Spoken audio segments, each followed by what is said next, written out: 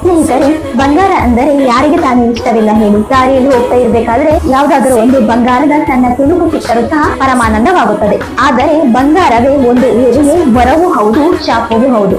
ಅದು ಹೇಗೆ ಎಂದು ಇಂದಿನ ವಿಡಿಯೋದಲ್ಲಿ ನೋಡೋಣ. ಈಗ ಯಾವುದೇ ವಾರ್ತಾವಾಹಿನಿಯನ್ನು ವೀಕ್ಷಿಸಿದರೂ ಅದರಲ್ಲಿ ಲಕ್ಕುಂಡಿಯ ಬಗ್ಗೆ ವಿಚಾರಗಳು ಹರಿದಾಡುತ್ತಿರುತ್ತವೆ. ಸ್ನೇಹಿತರೆ, ಆ ವಿಷಯವೇನೆಂದರೆ ಗದಗ ಜಿಲ್ಲೆಯ ಲಕ್ಕುಂಡಿ ಗ್ರಾಮದಲ್ಲಿ ಈ ರೀತಿ ಸಂಭವಿಸಿರುವುದು ನಿಮಗೆಲ್ಲರಿಗೂ ತಿಳಿದೇ ಇದೆ. ಒಂದು ಬಡ ಕುಟುಂಬ ತನ್ನ ಕನಸಿನ ಮನೆಯನ್ನು ನಿರ್ಮಿಸಿಕೊಳ್ಳಬೇಕೆಂದು ಭೂಮಿಯನ್ನು ಅಗೆಯುತ್ತಿರುವ ಸಂದರ್ಭದಲ್ಲಿ ಒಂದು ತಾಮ್ರದ ಬಿಂದಿಗೆಯಲ್ಲಿ ಚಿನ್ನಾಭರಣಗಳು ಹಾಗೂ ಲೋಹದ ವಸ್ತುಗಳು ದೊರೆತಿದೆ. ಅವುಗಳನ್ನು ಅವರು ಸರ್ಕಾರಕ್ಕೆ ಒಪ್ಪಿಸುತ್ತಾರೆ. ಅವರಿಗೆ ಸುಮಾರು ಅರ್ಧ ಕೆಜಿಯಷ್ಟು ಅಂದರೆ 466 ಗ್ರಾಂನಷ್ಟು ಚಿನ್ನ ದೊರೆಯುತ್ತದೆ. ಇದರ ಮೌಲ್ಯಮಾಪನವನ್ನು ಮಾಡಿದರೆ ಸುಮಾರು ಇಂದಿನ ಚಿನ್ನದ ದರದಲ್ಲಿ 30-40 ಲಕ್ಷವನ್ನು ಮೀರಬಹುದು. ಹೀಗೆ ಚಿನ್ನ ದೊರೆತ ಕೂಡಲೇ ಆ ಬಡ ಕುಟುಂಬಕ್ಕೆ ಇದು ಕನಸು ನನಸು ಅಥವಾ ಚಿನ್ನವೋ ಅಥವಾ ನಕಲಿ ಚಿನ್ನವೋ ಎಂಬುದು ಹೊಳೆಯಲಿಲ್ಲ.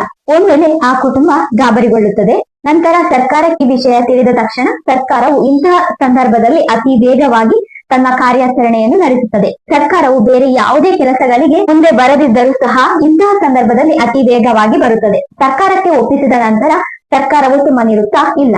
ಇಂತಹ ಘಟನೆಗಳು ಜರುಗಿದ ಸಂದರ್ಭದಲ್ಲಿ ಅತಿ ವೇಗವಾಗಿ ಸರ್ಕಾರವು ಕಾರ್ಯಾಚರಣೆ ನಡೆಸುತ್ತದೆ. ಆದರೆ ಇದರಿಂದ ಸರ್ಕಾರಕ್ಕೆ ಲಾಭ ಇದೆ. ಆದರೆ ಇಲ್ಲಿನ ಹಳ್ಳಿಯ ಜನರ ಪಾಡು ಮಾತ್ರ ಒಂದು ಶಾಪವಾಗಿ ಪರಿಣಮಿಸುತ್ತದೆ. ಈಗ ಸರ್ಕಾರ ಇಲ್ಲಿ ನಿಧಿ ಶೋಧವನ್ನು ಆರಂಭಿಸುತ್ತದೆ ಎಂದರೆ ಇಲ್ಲಿನ ಭೂಮಿಯನ್ನು ಅಗೆತ ಮಾಡುವಾಗ ಇಲ್ಲಿನ ಜನರ ಭೂಮಿಯು ನಾಶವಾಗುತ್ತದೆ. ಲಕ್ಕುಂಡಿ ಪ್ರದೇಶದ ಗತ ವೈಭವ ಹೇಗೆ ಇತ್ತು ಎಂದು ತಿಳಿಯಬೇಕೆಂದರೆ ಇದರ ಇತಿಹಾಸವನ್ನು ತಿಳಿಯಬೇಕಾಗುತ್ತದೆ. ಇಲ್ಲಿ ಕನ್ನಡದ ಹಲವಾರು ಪ್ರಸಿದ್ಧ ರಾಜವಂಶಗಳು ಆಳ್ವಿಕೆ ನಡೆಸಿದ ಜಾಗವು ಇದೇ ಆಗಿತ್ತು. ಹಾಗೆಯೇ ಇಲ್ಲಿ ಇತಿಹಾಸದಲ್ಲಿ 100ಕ್ಕೂ ಅಧಿಕ ಅಂದರೆ 101 ದೇವಾಲಯಗಳು ಇದ್ದವು ಎಂದು ಹೇಳಲಾಗುತ್ತದೆ. ಒಂದು ಹಳ್ಳಿಯಲ್ಲಿ ಹಲವಾರು ದೇವಾಲಯಗಳು, ಅದು ಅತ್ಯಂತ ಹೆಚ್ಚಿನ ಪ್ರಮಾಣದಲ್ಲಿ ದೇವಾಲಯಗಳಿದೆ ಎಂದರೆ ಆ ಪ್ರದೇಶವು ಎಷ್ಟು ಶ್ರೀಮಂತವಾಗಿದೆ ಎಂದು ಅದರಲ್ಲಿಯೇ ತಿಳಿಯುತ್ತದೆ. ಸ್ನೇಹಿತರೆ, ಲಕ್ಕುಂಡಿಯ ಇತಿಹಾಸದ ಬಗ್ಗೆ ಒಂದು ಪ್ರತ್ಯೇಕ ವಿಡಿಯೋ ಮಾಡಿದ್ದೇನೆ. ಅದರ ಲಿಂಕ್ ಐ ಕಾರ್ಡ್ ನಲ್ಲಿ ನೀಡಿದ್ದೇನೆ. ನೀವು ಆ ವಿಡಿಯೋವನ್ನು ವೀಕ್ಷಿಸಿ ಕನ್ನಡ ನಾಡಿನ ಗತ ವೈಭವವನ್ನು ಅರಿಯಬಹುದು. ಸ್ನೇಹಿತರೆ, ಈಗ ದೊರೆತಿರುವ ನಿಧಿಯ ಬಗ್ಗೆ ಹಲವಾರು ಚರ್ಚೆಗಳು ನಡೆಯುತ್ತಿದೆ. ಈ ರೀತಿಯಲ್ಲಿ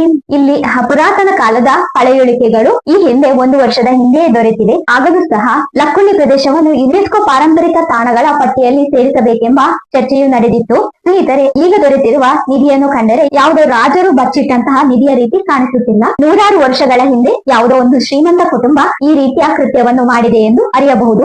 ನಾವು ಈಗ ಹಣವನ್ನು ಕೂಡಿಡಬೇಕೆಂದರೆ ಬ್ಯಾಂಕ್ ನಲ್ಲಿ ಕೂಡಿಡುತ್ತೇವೆ. ಆದರೆ ಆ ಕಾಲದಲ್ಲಿ ಬ್ಯಾಂಕ್ ವ್ಯವಸ್ಥೆ ಇಲ್ಲದೆ ಇರುವ ಸಂದರ್ಭದಲ್ಲಿ ಅಂದಿನ ಶ್ರೀಮಂತ ಜನರು ತಮ್ಮ ಆಭರಣಗಳನ್ನು ಬಿಂದಿಗೆಯಲ್ಲಿ ಹಾಕಿ ಅದನ್ನು ಮಣ್ಣಿನಲ್ಲಿ ಹೂಳಿಡುತ್ತಿದ್ದರು. ಇದಕ್ಕೆ ಪ್ರಮುಖ ಕಾರಣ ಇತರರು ತಮ್ಮ ಮೇಲೆ ಯುದ್ಧವನ್ನು ಮಾಡಲು ಬರುತ್ತಾರೆ ಎಂಬ ಭಯದಿಂದ ಅಥವಾ ಕಳ್ಳರ ಭಯದಿಂದಲೂ ಹೀಗೆ ಮಾಡಿರಬಹುದು.